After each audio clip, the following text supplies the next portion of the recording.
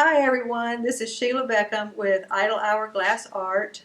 We are a studio in Watkinsville, Georgia. We specialize in stained glass and resin glass art, which is a new form of art. It's kind of like a glass on glass or a glass type of mosaic art, multimedia art form. And today what we're going to be doing is I am going to teach you how to do a Tree of Life class using metal, wood, glass, and resin.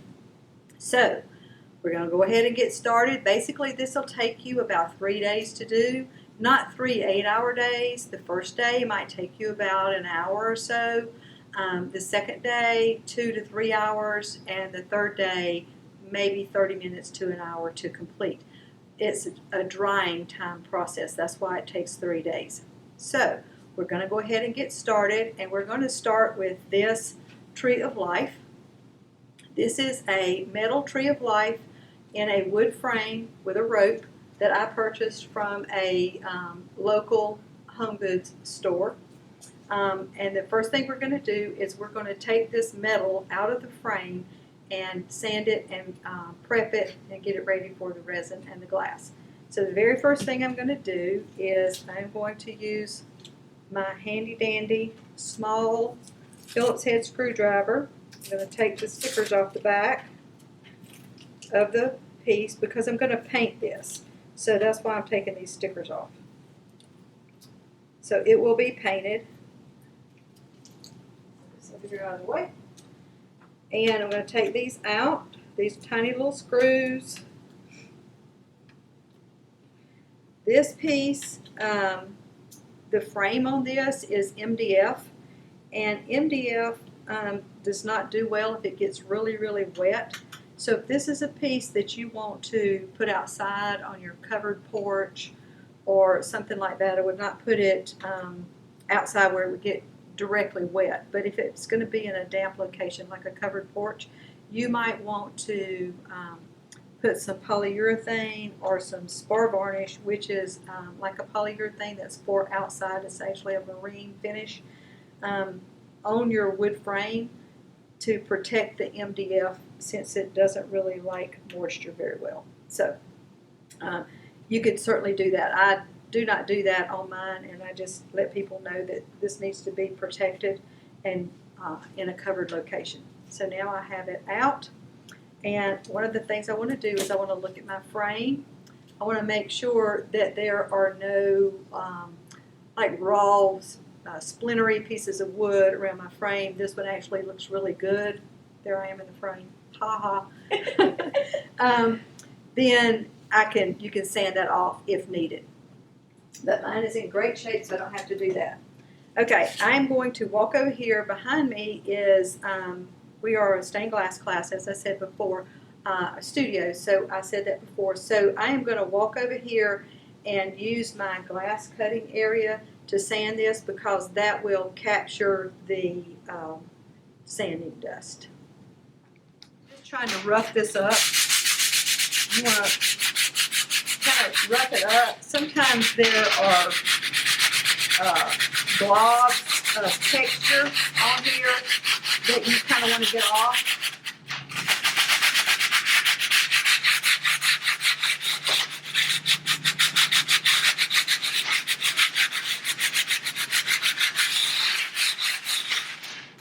One of the things you can do is you can hold it up and look at it and see if you see any like texture bumps, like this right here. This is texture from the paint, and it will actually break off. So I want to try to get that off. So I'm just going to sand it and try to get that off.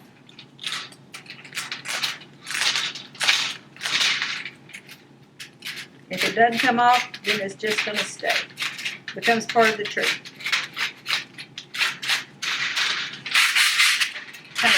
Just kind of rough the back up so that the paint gets there.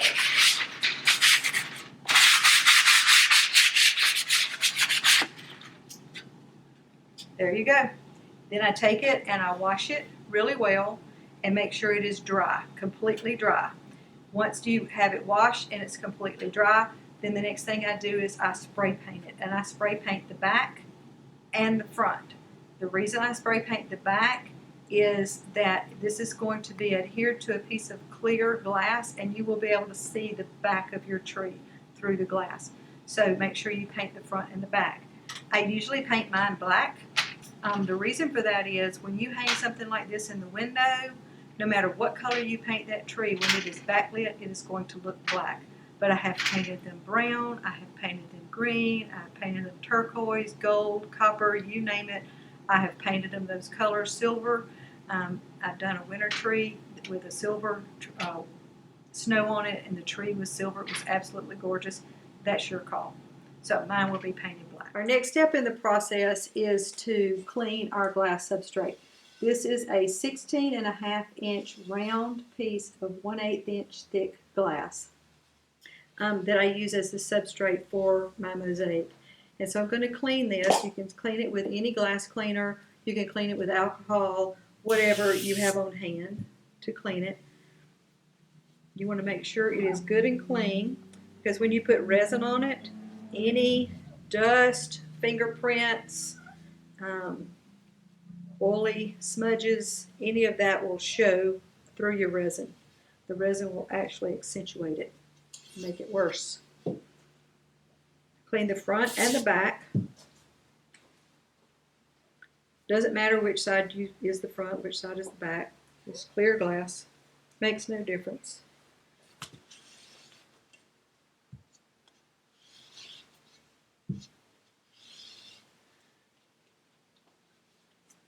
Make sure it's good and dry. All right, then I am going to put tape, get this out of the way, and I'm going to tape the back of my glass. The purpose for this, the reason for this tape is to, when you put your resin on there, if it runs over the edge of the glass, it will not stick to this tape. And so this tape, once the resin is dry, you can peel this tape off and you'll have a clean finish on the back of your glass. It will not have drips. It will also fit in your frame better if you do not have drips. So I'm just going to tape this really quick all the way around.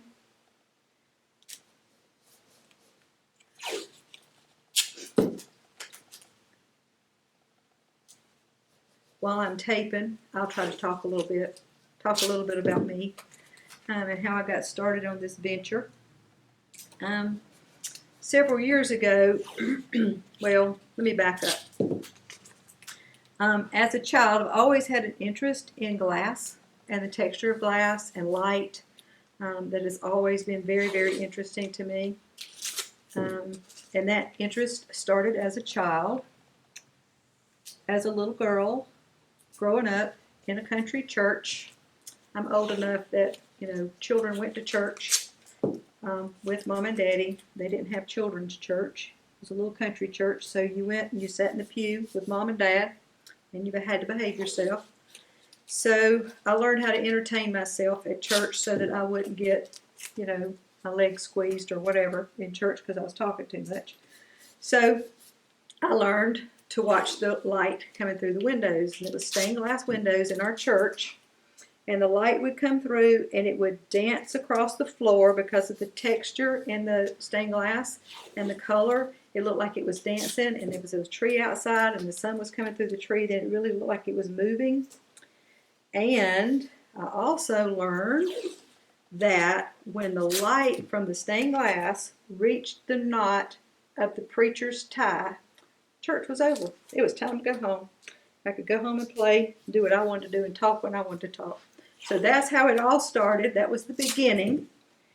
Then, later in life, I took a stained glass class, and the rest is history. So, there you go. Now, it's all taped. So, I have the back of my glass taped, and it's still dirty. I need to clean it some more.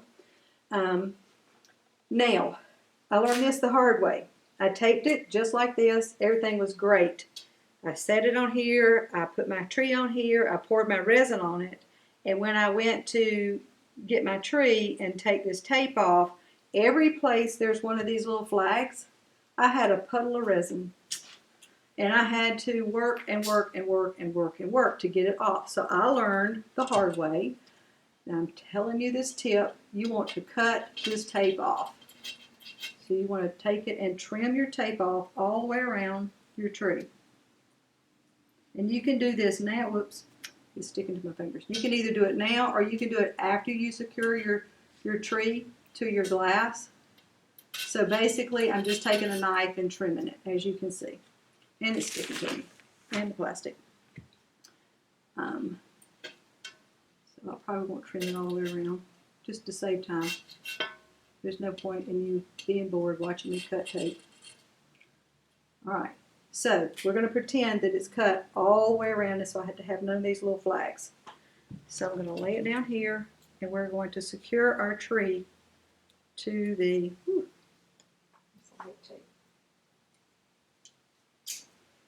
to our glass. But as I said, there's a dirty spot on here, so I need to make sure I get that off.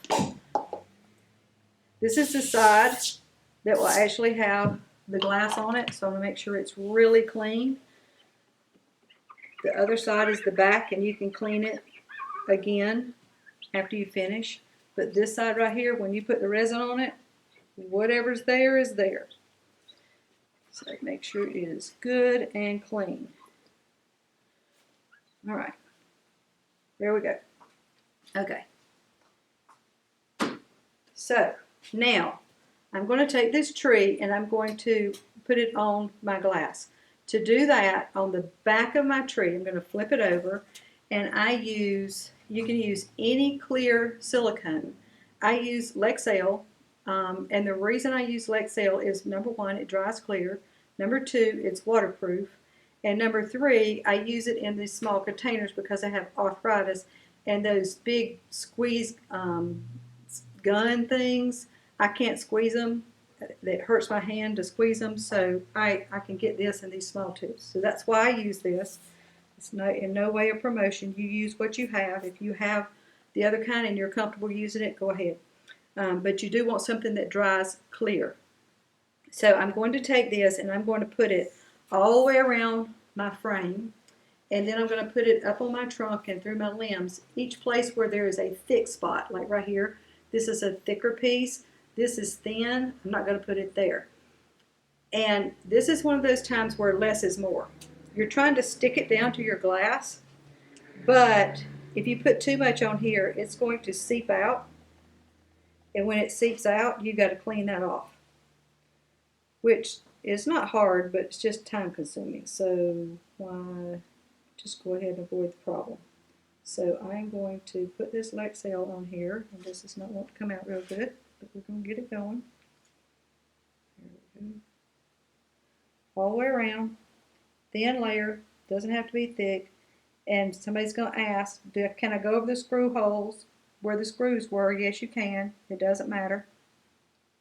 Try to kind of stay in the center of your frame.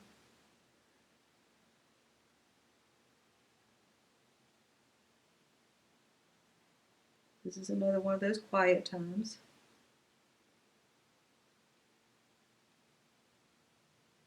All the way around.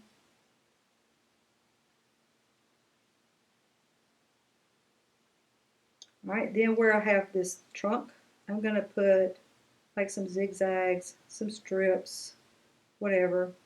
Just going to put some, make sure I get it on here really good.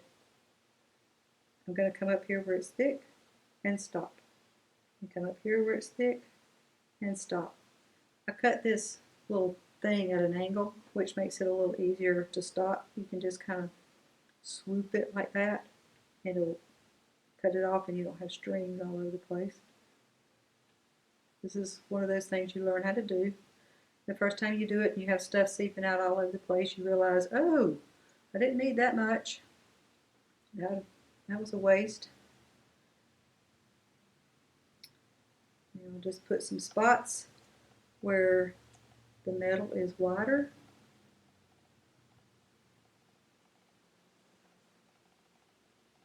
Keep going.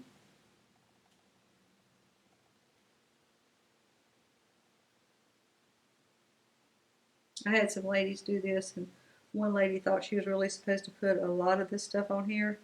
And oh my goodness, she came in the next day and it was like 30 minutes. She's still trying to cut this stuff off. All right, so another thing is if you have a piece that's bent, like these right here, sometimes they'll bend, you can straighten them out. You don't want it bent up or bent way down or whatever. Just kind of straighten it out a little bit. You use your hands to do that. Now I'm going to take this. This is my Lexel side, so it's got Lexel all around it, and I'm going to set it down on here. It doesn't matter.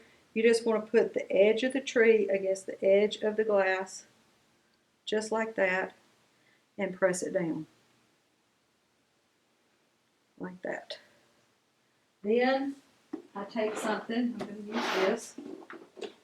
This is a kit that I use when I teach a glass resin class. So it has all the tools and gloves and everything they need to take a class. And so I'm just going to use this as a weight.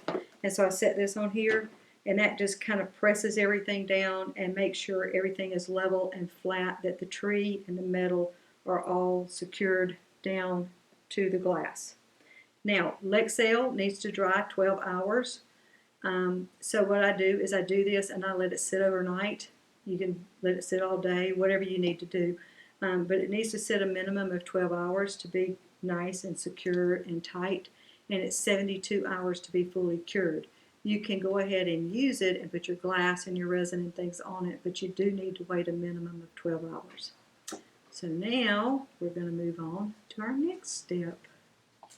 Okay, fast forward 12 hours. We have secured our tree to our glass substrate. We've taped our tree. We've trimmed our tape. And now we're going to put glass on here. Now, one thing you need to know is we're going to put glass on first, and then we're going to cover that with resin. Resin does not stick to plastic. It will peel right off of plastic. So one of the things you want to do is you want to raise your piece up, no matter what you're working on. And when you're working with resin, you want to raise it up. I call these riser cups. They're just little plastic cups. You can use wood. You can use anything. You want to make sure that those cups are at least a ½ inch in from the edge, because if the resin runs over the edge, it's going to flow underneath there a little bit, and you don't want it to stick. It'll make it easier to get your tape off. Now, my tabletop, it has a vinyl tablecloth on it just for the white color so you can see the glass. And then I put a piece of plastic over the top of that. And so if you're working on your table at home or whatever, make sure you cover whatever you're working with something, and make sure plastic is on the top, so that if you get resin, you have a spill or anything like that, you will be able to clean it up. So now here we go. We're going to start with placing our glass. And today I'm going to be doing what I call a summer tree, which is green. In the summertime, trees are green. So this will be an all green tree, and it will have some blue at the top for a sky, like you can see the sky through the trees. What the glass I'm going to use and the things that I use on these, and I'm going to be selling kits, and so if you decide you want to buy a kit, you would get the glass for this particular tree. Not necessarily the exact glass, but pretty close. So I have with me, this right here is broken pieces, chipped up pieces of stained glass. And when you chip it, it has sharp edges and sharp corners. And one of the things you can do is you can hone that with a knife sharpening stone. I call it a honing stone. I put these in a tumbler because I do a lot. I teach a lot of these classes, a lot of kits, and a lot of trees. And so I put them in a tumbler because I can knock those edges off quickly without sitting here spending a lot of time. So today we're going to use green stained glass. We have some blue. We're going to use this for our sky. We also have clear, and I put clear glass, stained glass. This is just chipped up stained glass, clear glass, and it does have some texture on it. Some of them have an iridescent finish to them, which is going to capture the light. Once you put the resin on it and hang it in the sun, you will see the light and that sparkle. All of my trees have clear. And the reason I do that is I can put this clear down here, and you'll be able to see the branches through the clear glass. You'll be surprised that you'll be able to see the branches. A lot of people will come in and go, I don't want to put a lot of glass on here because I want to be able to see my branches. Well, the glass is transparent. You can see through the glass and see the branches, just like in nature, just like you do when you walk outside. Or they will put a lot of glass on there and then be surprised because they can see how much they can see the limbs of their tree. Okay, in addition to that, I have a wide assortment of crushed glass. This is some blue. If you have it, use whatever you have. I have some green. I have this. This is a green. It's called Solex. It is discontinued, but I will sprinkle a little bit of that on there. I have this. I call this green bubbles. It's basically little tiny pieces of stained glass that have been fused into these tiny little pebbles. I have some clear crushed glass. And then I have this. This is called Acrylic Diamonds. It is wedding decor. But people put this in vases and things like that. But these are, their shapes are really different, and so it will capture the light. I also have some chartreuse crushed glass. Then I have with me an assortment of glass blower chips. These are chips left when a glass blower breaks the glass off the end of their pipe. This is what's left. That's what this is. And I have these little nuggets, which are called for vase filler, and I have those in blue and green. So we're going to get started. I always start with my stained glass first. So I'm going to put a pretty good bit of green glass on here, and I'm just going to sprinkle it on here. No rhyme or reason. Don't spend a lot of time placing your glass. Okay? Don't sit here and put every little piece on here. You will be here all day. Trees are random. You need to be random too. So I'm just getting handfuls and sprinkling it on here.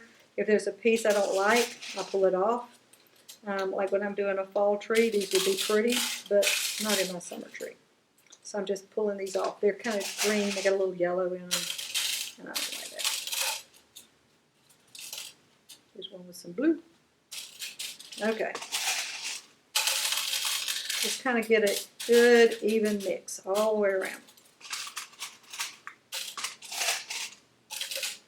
There we go. A little bit more right here. And right here. So it's a nice little layer. You can still see through the glass. It's not completely every inch covered, but there's a good mix in there. I'm going to take some of this blue. It's the same thing. It's just crushed, broken up pieces of stained glass. And I'm going to sprinkle this across the top like a sky. So this is going to be my sky. So it's various shades and textures of blues and teals. Those kinds of colors. Some light blues, some darker blues. This is the glass that I use. I do what's called a Caribbean tree, and this is the glass I use for that. It's basically the same thing, but all the glass is different shades of blues and teals, like the Caribbean Ocean.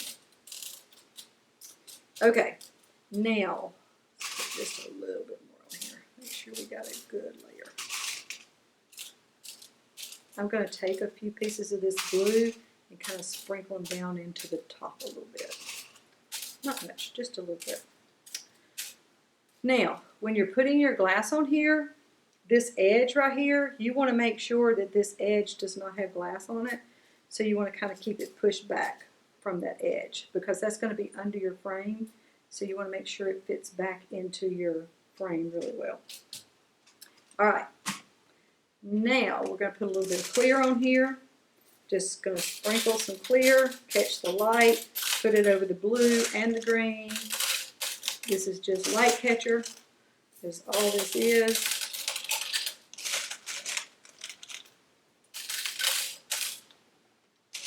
And kind of filler, but you can see through it. It's transparent. So you see the glass that's underneath it. And you see the limbs of your tree. All right, I don't like that piece. Get that away. All right, so far I have used my blue and my green and my clear. Now, what I like to do is start with the bigger and go smaller and build up, darker to lighter also. So I'm going to start with my green fresh glass, and it's just green broken up pieces of glass. If one's really big, you can pull it out. A piece of blue. And I'm just going to sprinkle this on here, and you can pile it on as thick as you want or as thin as you want. It's up to you. This is called Evergreen reflective glass. So one side of it has a little mirror reflective kind of look to it. So once it's hanging in the sunlight, you will have a little reflective side to the glass.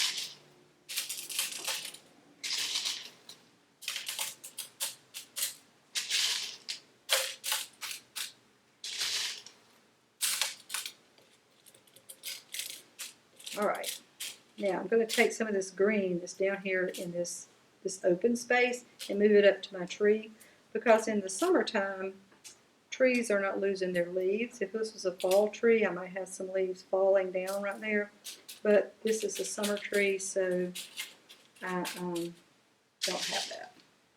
Take that off. All right, so there's my green, Evergreen reflective. We're going to put a little bit of Solex on here. And the Solex is a lighter green color, and it's going to create depth. It helps with depth and dimension of your tree.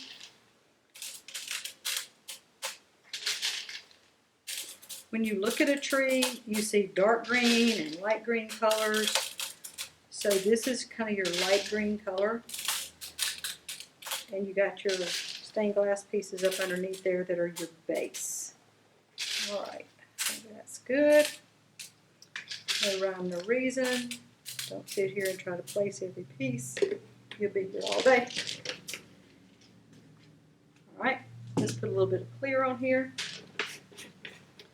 So notice I went from darker green to a lighter green, and now this is just clear broken glass. And I don't want big chunks. I want little smaller pieces. Just a few. Just a few pieces. I hope you can see how sparkly it is already.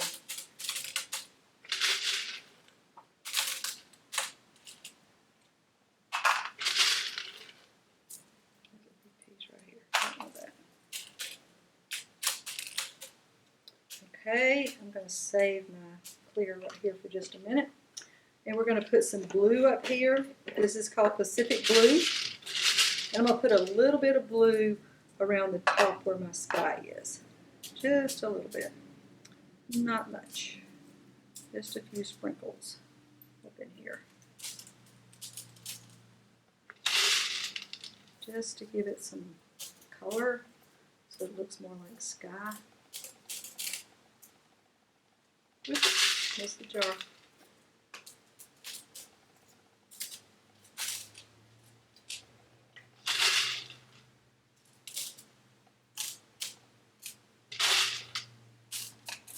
Alrighty, there we go. And I might put a little clear, but I don't think I need it. Up around your sky, if you wanted to, you could put some up there, but I really don't think I need it. It's looking pretty full. Alright, I've used all of those. Now I'm going to use some chartreuse. This is smaller glass. This is a broken shower door that I painted with what's called tinted, which is paint for glass, and it's transparent. So you get the translucency of the glass and the color. A little bit of chartreuse, just for some more depth of color. This right here is, I call this Pebbles. And basically this is pieces of glass that have been fused into these tiny little pebble shapes, and they bounce. Put a few of these on here. They're kind of like a little filler is really all they are. And I don't put many, but I do put a few.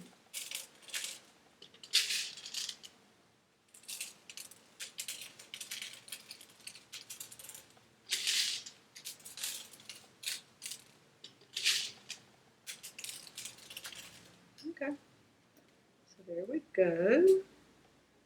That's good.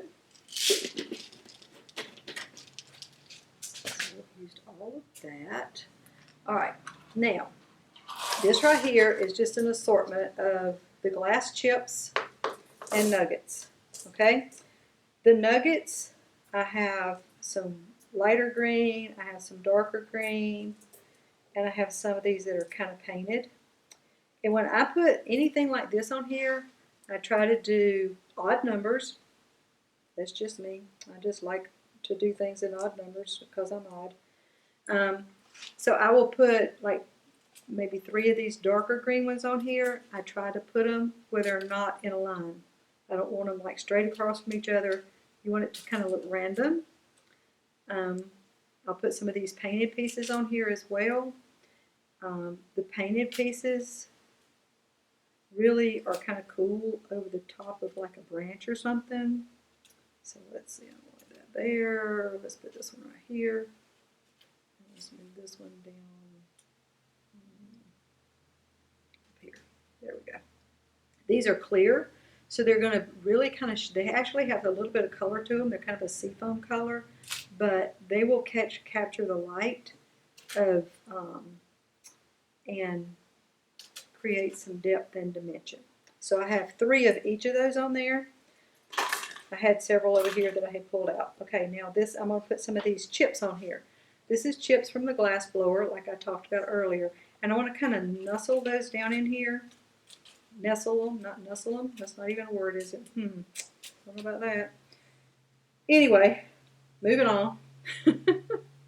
So I just several of these, just put these in, you know, a few places. They're just going to kind of capture the light. This one's got a little bit of an iridescent look to it. I think that'll be cool in here. And maybe one more. Let's see, where can we put this one? Let's put this one kind of right here, right there. And you can kind of stick them down in the in your glass, so that you don't have any kind of sharp edges poking up or anything like that. I also have some blue glass chips that I want to put on here, just to add a little oomph to my sky. And I might put them kind of down into my tree a little bit, so it looks like you can see the sky through the tree a little bit, and maybe a few up here at the top as well. This one's kind of different. Let's put that there. And let's put this one over here. And maybe one more. That one here and there. Let's put this one right here. And there. Okay. So that's it. We have used all of the glass except for our acrylic diamonds. The acrylic diamonds, as I told you before, they come from the wedding department, and they come in several different sizes. For these trees, I like to use the small ones, so I'll just kind of pick them out and drop them on here. So you can see there are several sizes on here. Oops, there's a piece of glass. And I'll just go through here and pick out a few of these and just drop them on here.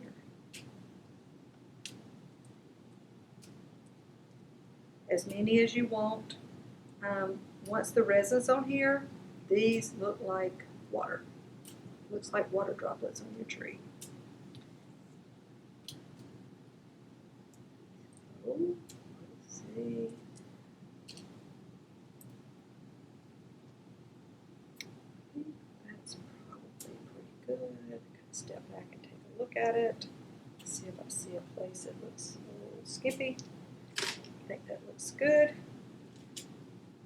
All right. So that is all of our glass. Now, one of the things that I kind of tell my students, I tell them a couple of things. One is, this is glass, and no matter what you do, it's still got little sharp edges. And so I take my hand, I tell them, take your hand and kind of do like this. And if you feel something sharp, lay it on its side. So that if everybody comes in, they want to touch these trees. It's very tactile. And so they want to touch it, and you don't want anybody to get poked. Now, there will be resin over this, and so it will not be sharp, but they could be surprised that there might be a little piece poking up or something they weren't expecting. So I tell my students, just take your hands and do that. Another thing I tell my students to do is get your phone and hold it up here and take a picture looking straight down on your tree. And you may see something like, well, that piece looks out of place, or that looks odd, or I've got a lot of chips over here and no chips over here. The chartreuse is not even, or whatever. You'll see things from a different perspective than when you are looking at it like this. Okay. We have our tree, all of our glass on our tree, so our next step is to pour the resin. I'm going to move this kind of out of the way right here, because the last thing I want is to spill resin into all this right here. So get this out of the way, move it up here. Okay, we're going to get our resin, our cups, our skewer, gloves, stir stick, spreader, a torch, and some Lysol wipes. I use art resin, and the reason for that is really twofold. Art resin does not have a odor per se. You can smell it, but a lot of epoxy resins require you to wear a respirator, and this one does not. So it's safe to use, and you don't have to have ventilation and that kind of thing. Another reason is this was made specifically for art, and so it does not turn yellow. It will turn yellow, but not like other epoxy resins do. It will last much longer with a clearer finish on your artwork. So that's the reason I use art resin. Now, it is a two-part epoxy, as I said. There's a resin and a hardener. And you want to mix that in equal parts by volume, not by weight. So if you want to use like 2 ounces of hardener, you put 2 ounces of resin. So what I'm going to do is these trees take between 6 to 8 ounces of resin, depending on the amount of glass you have on here. If you have less glass, it doesn't take as much resin. So I'm going to mix 8 ounces of resin. So I'm going to put 4 ounces in one cup and 4 ounces of the other in the other cup. You want to make sure you wear gloves. So use some gloves because this stuff is sticky and it will get on your hands. If you don't want it on your clothes, wear an apron. If you have long hair, pull your hair back, speaking from experience. If you get it in your hair, you're going to have to cut your hair. It will not come out. And you're going to need a stir stick. It's just a popsicle stick, and that's what we use to stir it with. Then I'll explain what these other pieces are. Lysol wipe or an alcohol wipe will get resin off, so I always have one of those handy to wipe my hands or wipe off a tool or wipe off the jar or whatever. So I have that handy right here. So we're going to start now. You kind of want to keep up with what you're doing. So this is what I do. I have these cups that have ounce measurements on them and that kind of thing. Okay. You want to make sure you mix equal parts of each part, part A and part B. So I'm going to pour 4 ounces. I'm going to use 8 ounces. I'm going to do 8 ounces, make sure I have enough. So I'm going to pour this until it gets up to the 4. Now, right before you get to the 4, you want to stop because it will rise just a little bit, and you don't want to go over that mark. Okay, so I got that. So I'll wipe my lid off and put my lid back on here. Now, note from experience, put this aside. You've already used it. Let me tell you what happened to me. I have a puppy. Her name is Molly, and she rings a bell when she wants to go outside to go to the bathroom. Well, I was pouring resin, and I was pouring my part A and my part B, and I was going to pour that and then take her outside before I finished, before I started mixing it together. because I knew once you start, you have to finish. You can't stop. So I was going to take her outside after I had my 2 cups done. Well, she rang the bell, and she keeps ringing the bell and ringing the bell and ringing the bell. And I'm like, oh my gosh, Molly, what are you doing? So I stopped. I'd only poured one of my parts. And I stopped and I went outside. I took her to the bathroom and I came back in. And I stood there and I went, which one did I pour? I don't know if I poured the one with the black lid or the one with the white lid. I don't know. Well, if I just went ahead and guessed and I had poured the black lid and then I put black lid in the other one and I mixed them together, it will not harden. It will be a sticky, gummy mess. So I had to start over. This stuff is not cheap. It's rather expensive. So I learned my lesson. Another lesson you want to learn is that you don't want to put the lid, the black lid, on the white lid jug, and you don't want to put the white lid on the jug that's got the black lid, because once you put that lid on there, you cannot get it back off, and you have to throw your resin in the trash. And it's expensive, and you don't want to waste any of it. None of it. You want to use every single morsel of it. All right, so basically, it doesn't matter which way you go. You pour 1 cup into the other. And you want to scrape out as much of this as you can and get it out of here. And I just realized something. I don't have my timer. I gotta get my timer. Where's my phone? Let me get my phone. I'll be right back.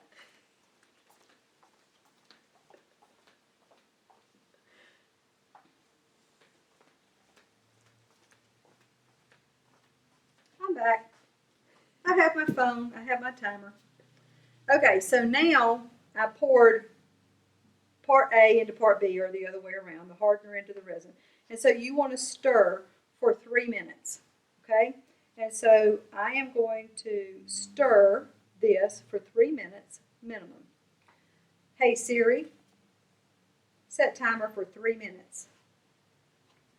Okay, your timer is set for 3 minutes. As you're stirring, you want to make sure you scrape your edges, okay? So I'm scraping my edges, my sides of my cup really good. You want to scrape the bottom of your cup, and you want to mix this slow. You're not whipping eggs. You don't want to whip eggs. If you whip eggs with it and you beat it, then you're going to create a lot of air bubbles in here. You will have some bubbles in here, but it will have a lot of what's called micro bubbles, and it will be all in your artwork and you can't get it out. So you want to stir slow. You don't have to stir like this. That's not necessary, but you don't want to whip it either. So you want to stir and stir kind of slow. As you're stirring, you'll notice that it gets cloudy, and as the chemical reaction starts, it will clear up, and you need to stir for a minimum of 3 minutes. You can stir longer, but at least 3 minutes. Now, you're saying, why did you just put 4 ounces in this cup and then get the other one and put the other 4 ounces on top of that? You could do that, but if you miss, like you get the 4 ounces of the first part in there and it looks really good, and then you're pouring the second one in there and oops, something happens and you get a little bit more than the 4 ounces, well, now you don't know how much is in there, and so you don't really know if you've got exact measurements. It's a guessing game. So it's much better if you put them in 2 cups and then mix them together. Now, another thing that I try to teach beginners is put part A in with part B, mix for 1.5 minutes, and then take this whole thing and dump it back into that cup and mix for 1.5 minutes. And you can certainly do that. But I just cut this a little short, and I'm going to stir for 3 minutes. So, this is the quiet time. This is where it's boring. Sorry.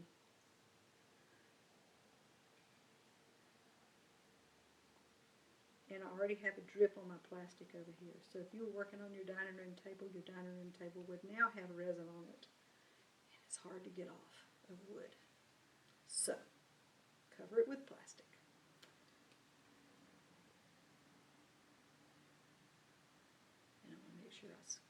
my sides really good, all the way around, both directions. Get the bottom really good. I don't know if you can see the bubbles in there. The camera might be too far, but there's a little bit of bubble in there, and it's still a little bit on the cloudy side. Not bad, but a little bit.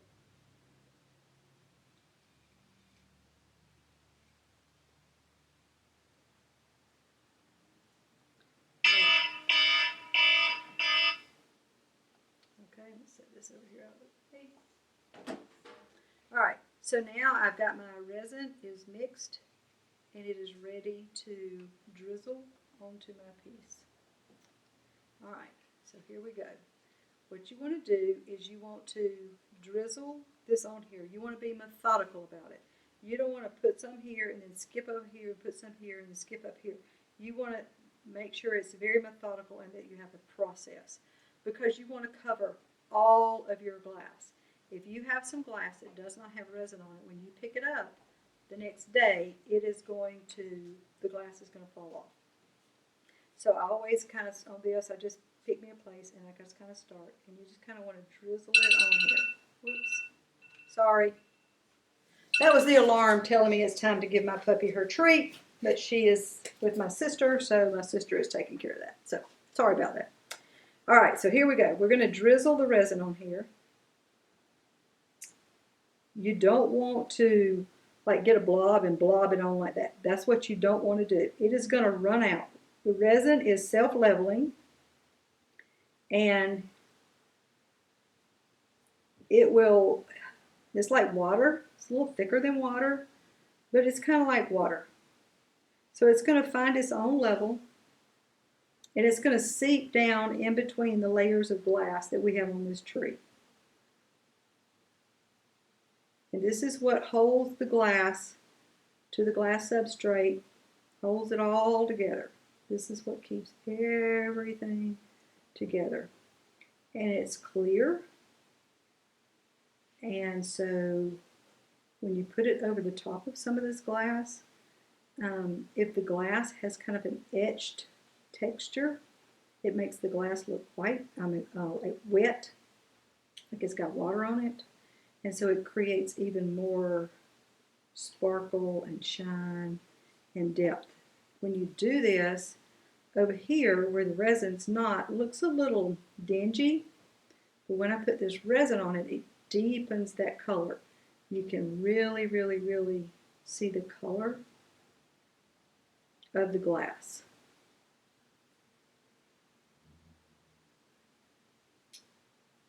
On this, if I was doing a canvas, I would worry about this, but on these trees, I do not worry about it so much. You really don't want it to drip over the edge, because that's just a waste of resin. A lot of people that do resin art will just pour the resin on there. To me, I'm a little more frugal than that, and I don't want to waste it. So I drizzle it. I don't pour it on there. And the people that pour it will have runs off the back. And if it's on a canvas, to me, I don't like the way that looks or the way it hangs on the wall. So I try not to let it drip. On here, you've got this glass, and there's tape on the back, so you can get it off, but why waste it? So when I get over here to the edge of my tree, I try to be a little sparing so that it doesn't run off the edge.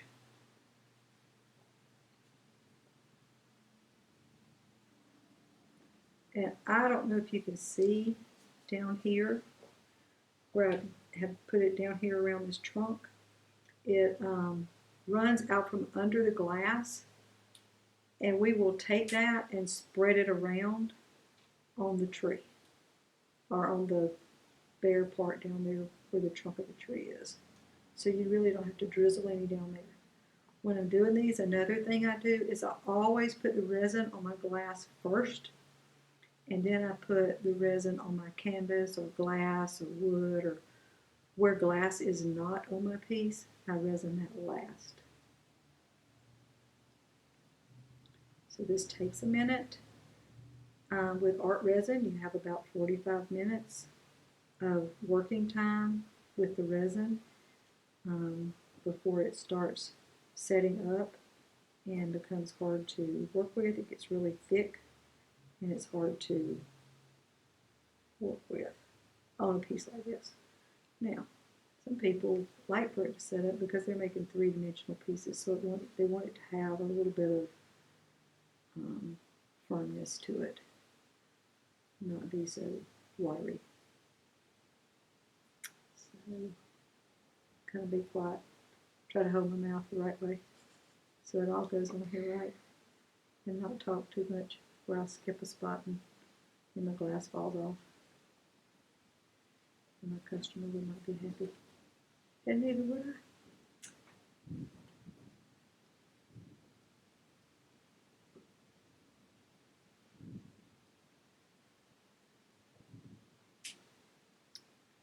So while I'm doing this, I'll talk to you a little bit about what I'm doing here. I started making these trees. I first started making them with stained glass behind them, and they were very, very popular. And then I got interested in glass resin art because I had a lot of scrap pieces of stained glass, and stained glass is expensive, and so you don't want to throw it away. You save every morsel. And I was looking for what can I do with all these little pieces of stained glass. So I started looking around, and that's when I found this glass resin art media, mixed media art. So I started doing it. So I've been doing these trees like this with broken pieces of glass for a little over a year now.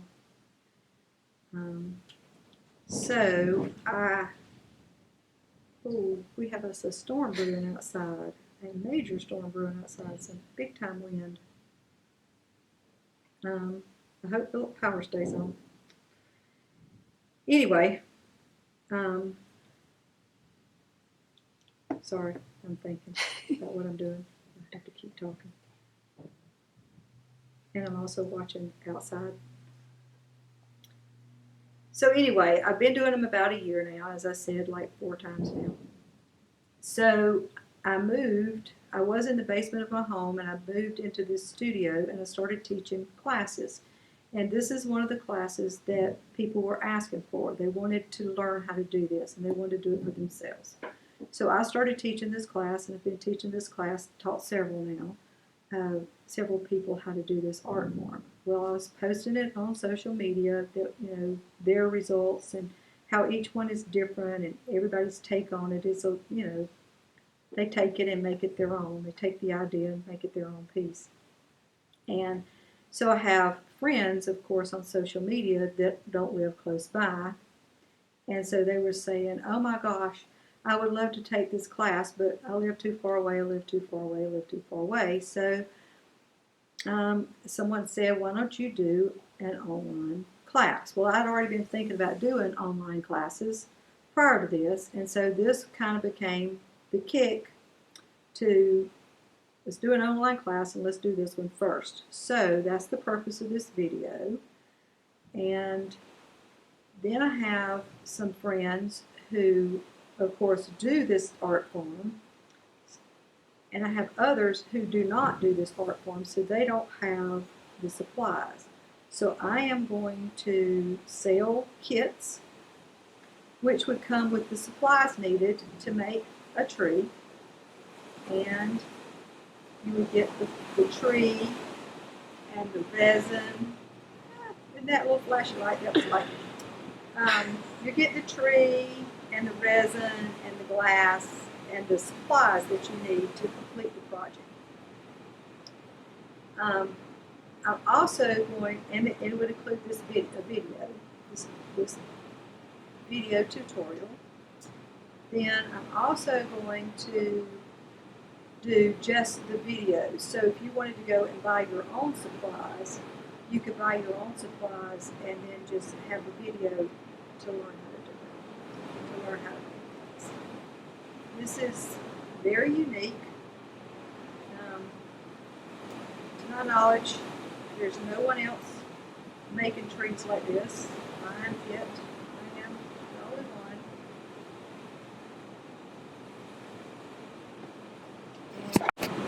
I have done winter, spring, summer, and fall themed trees. This is a summer tree, which is green, and a blue sky. The winter tree is white, all white glass, some white pebbles, white nuggets, everything on it's white and clear. And you put the clear over the top, it looks like ice. It is gorgeous. It is absolutely stunning in the light. Then I do a spring tree, which is green, and I pick a color. So far, mostly it's been pink. Every now and then it's been a light purple color. You can do white blooms, like the blooms on a tree.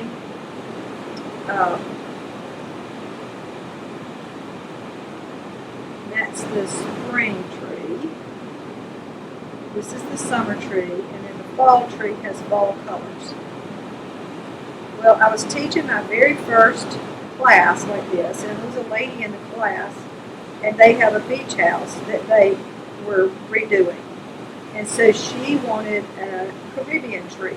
So she did her tree in all blues and teals and greens and that kind of thing. And it was stunning. So I took her idea, and now I make Caribbean trees. I have covered all of my glass with, I use my stir stick to put it on here with. This right here is a silicone makeup applicator. Yes, we use makeup applicators to spread our resin. So I'm going to take this applicator and I'm going to pull this resin where it pulled out from under the glass. It made it like a little pool. And I'm going to pull it across my glass right here where I don't have resin. All the way out to the edge of the frame. I'm just going to keep pulling it out, pulling it. This doesn't have to be thick. It can be a thin layer. It doesn't have to be a thick, heavy layer of resin.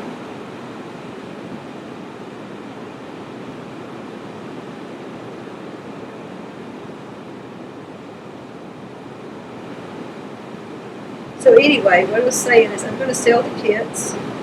You can buy a winter, spring, summer, fall, or Caribbean themed tree kit, which would include all of the glass and the supplies and this video to do a tree at home.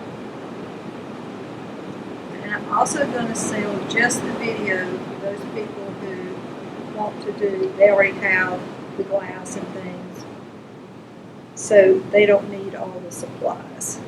You can buy your own supplies and do that. Alright, so now I've made sure that all of my frame is covered, that I don't have any glass sticking out over the edge of my frame, because I want it to fit, or the lip of this tree that goes under the frame, I guess I should say. All of my glass is covered. Kind of look at it from an angle, make sure that everything is covered really well. When I'm doing the fall tree, I usually have leaves falling off the tree down here. So when I'm doing that, a lot of times I would just spread this down in here with my fingers, because I don't want, it's hard to get between the leaves, the little pieces of glass that are like leaves falling off the tree. Make sure I got everything covered. Right here looked a little bit like it didn't have the resin on it. The way you can tell is it looks a little dry. It doesn't look wet. Alright, I think I've got it really well. Alright. Now, there are little bubbles in here, and we want to get the bubbles out. And so we're going to use, I use a creme brulee torch. Now, when you do this, you want to keep your creme brulee torch moving. You don't want to stop, and you do not want the flame to touch the resin. If the flame touches the resin, it will burn it, and then it'll turn yellow, and it'll smoke, and it's not a pretty sight. So you want to keep the flame away. What pops the bubbles is the heat. So you want to kind of do your torch and look to see how far out is your flame. Okay? So now I'm just going to torch my piece like this, and you'll see the bubbles popping in the resin. Just keep it moving, up here in all this glass that's on this tree, you really can't see the bubbles. And if they're there, they just add to the artwork. So I don't really worry about it up here too much. I do it just because it helps set the resin.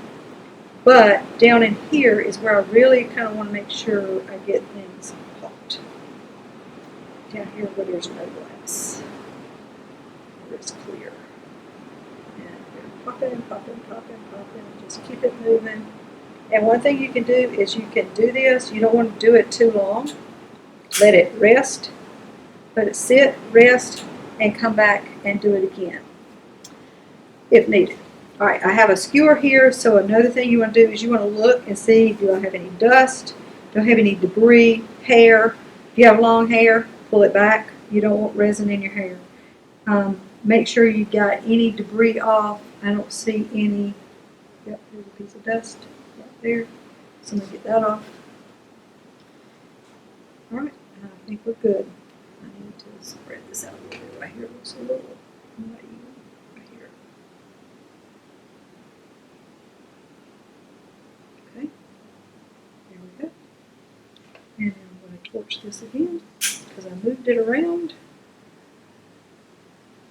There we go. All right, this has to dry. Here's a piece of those right here. It's on the back side. Okay, so now we have our piece resined. This needs to dry for 12 hours, fully cured in 72 hours. So after 12 hours, then you can put it on your frame. So we're going to stop right here, and then we will fast forward 12 hours. Okay, we fast forwarded 12 hours, and our tree that's over here is drying. Well, here's a tree that's already dry. And so now we want to put this in the frame. So the first thing I've got to do is I need to take this tape off the back of my tree. Notice this one is a fall tree, so the colors are different on it, so you can see what the fall tree looks like. But I'm just going to take this tape off all the way around.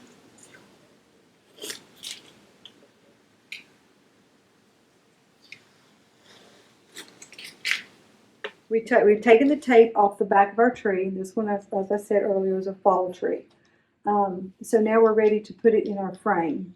Because this glass is thick, this glass sticks out further than the depth of the frame. So I have put my frame up, set it up on some little pieces of board to raise it up off the table so that when I lay this down and I lay the front side down, it doesn't scratch my glass. So I'm going to put this down in here.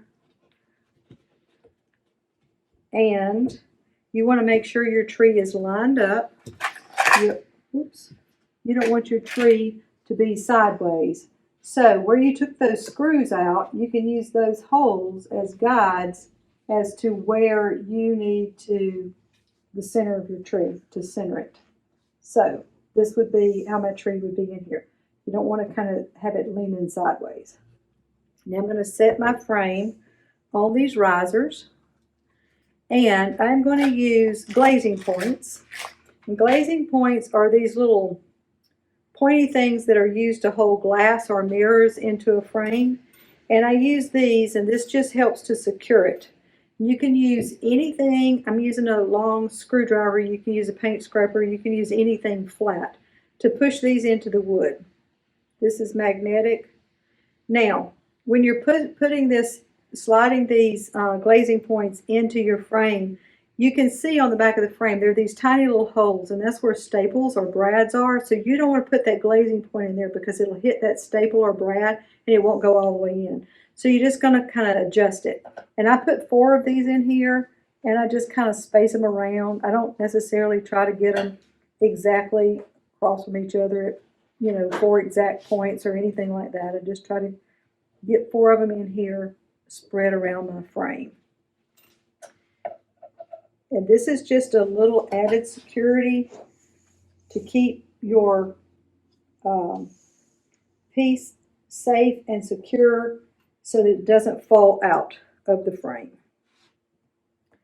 You could do just the glazing points, but I also use a little bit of Excel. I'm going to move around this way. I might be out of the frame, but not here. The reason I do that, if you use just the glazing points and you have this outside and it's windy, it could rattle. And so I also put a bead of Lexel around my glass into my frame so that it is an added layer of security.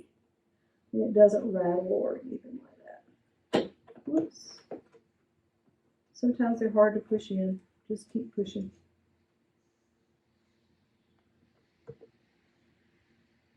This one doesn't want to go. There we go. Okay, so I have my glazing points in. So the next thing is I want to put a bead of Lexel all the way around my window. Doesn't matter where you start, doesn't matter where you stop. And yes, you can go over the top of the glazing points. And so I'm putting this on here and I'm kind of holding this top is cut at an angle. And so I'm holding it so that my Lexel goes on my frame and on my glass. It's kind of like putting caulk on your bathtub or your kitchen counters, something like that. So it's just running basically a small bead of caulk. If you get to a point where you need to stop, don't pull it across your glass because that Lexel will be all over your glass and then you have to clean it. So it's just a lot easier if you have to stop to take it and pull the tube up like that so that it is against your wood of your frame and not on your glass. So I'm going to keep going, almost there, a little over halfway now.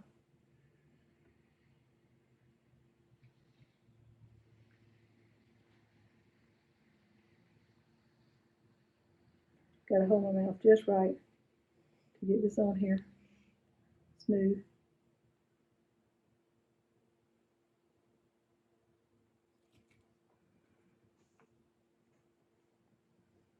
All right, there we go. So now I have a bead of Lexel all the way around my tree and the frame. And then basically you're done.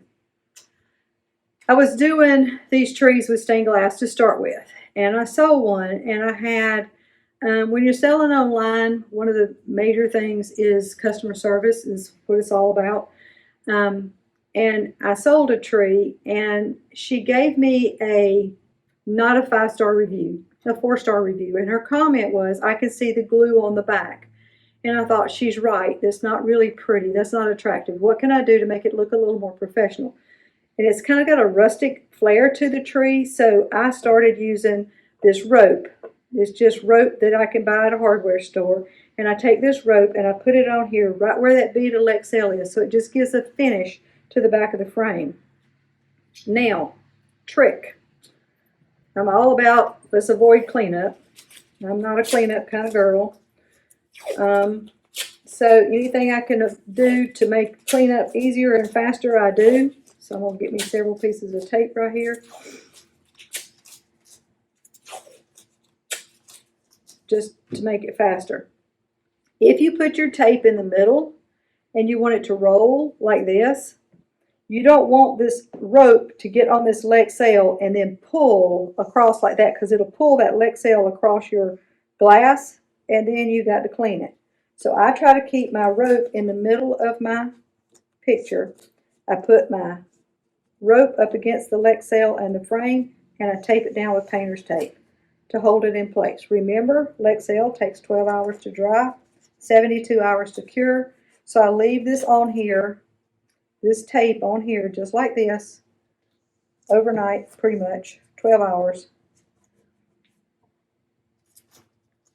And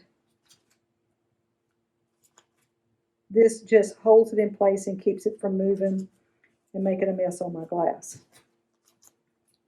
that I have worked so hard to clean and to make pretty. So let's don't mess it up. I learned that the hard way too. I was like, oh my gosh, this is a pain.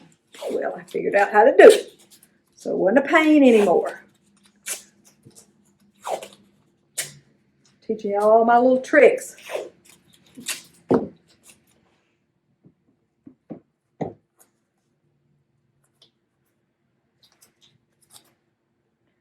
gonna keep going. I didn't measure this exactly, but it's not 3 feet of rope. It's probably maybe a little over 20 inches of rope to do this. I buy it at the hardware store and it comes in a big roll, but you can use whatever you have. It doesn't have to be this. And you don't even have to do this part if you don't want to. I did it for customer satisfaction, and I just think it looks a little more professionally done, a little more finished,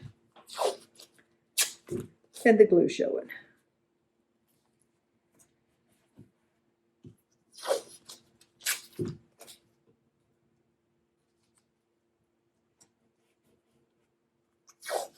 Almost.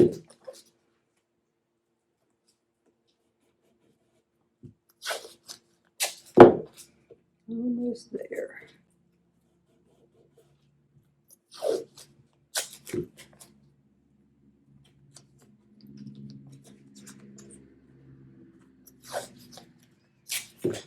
All right, this rope is a little too long, so I'm going to cut it off to the same length. It doesn't matter where you start and stop your rope because it's behind the frame. Ooh, this doesn't want to cut. These are not good scissors. There we go. It's behind the frame and you won't see where you started and stopped, so it really doesn't matter where you start and stop your rope.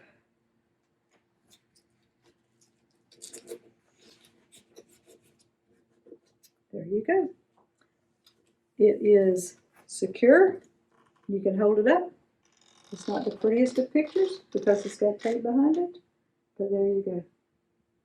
So now I have one behind me. Let me get this over here. I'll set this one here. This one behind me is done. It's taped. The Excel is dry. So we will have a reveal. This is a spring tree. This is one that my sister did. She had never done a tree.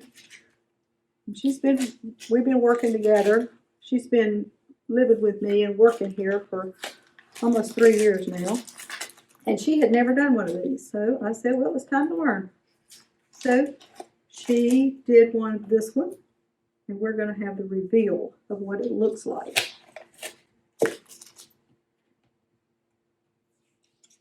And so I'm taking the tape off. Now, you can, after 12 hours, you can hang this tree, but just know that that Lexel is not fully cured for 72 hours. So I wouldn't necessarily put it outside or something like that, but you can take the tape off of it after 12 hours. But then 72 hours before it's completely cured and ready to go. This tape is really sticky. This is some good painter's tape. The good stuff, I guess. I don't know. Some stickier than others, and this one is really, really sticky. Okay, so this is a spring tree. She did it in pink, so now you can see without the tape what it looks like. This one has stained glass. It has broken glass. It also has some tiny little beads on here that she put on here that's called, it's a fusers, little flowers. And then these bright pink pieces, that is shells that are dyed. So it's broken seashells that have been dyed pink. So those are on here. She has some broken vases where it was a pink vase and she broke the vase and put that on here. And there are these tiny little flowers right here that came from the scrapbooking section at the hobby store that she added for a little bit of flair. So you have seen a summer tree being made. You saw me put together a fall tree, and this is a spring tree. Two other options that you have in a kit is a winter tree, which is white and clear, and a Caribbean tree, which is blues and teals and greens. I hope you enjoyed this, and hope it was a nice lesson for you, and that you enjoy this art as much as I do. Thank you so much.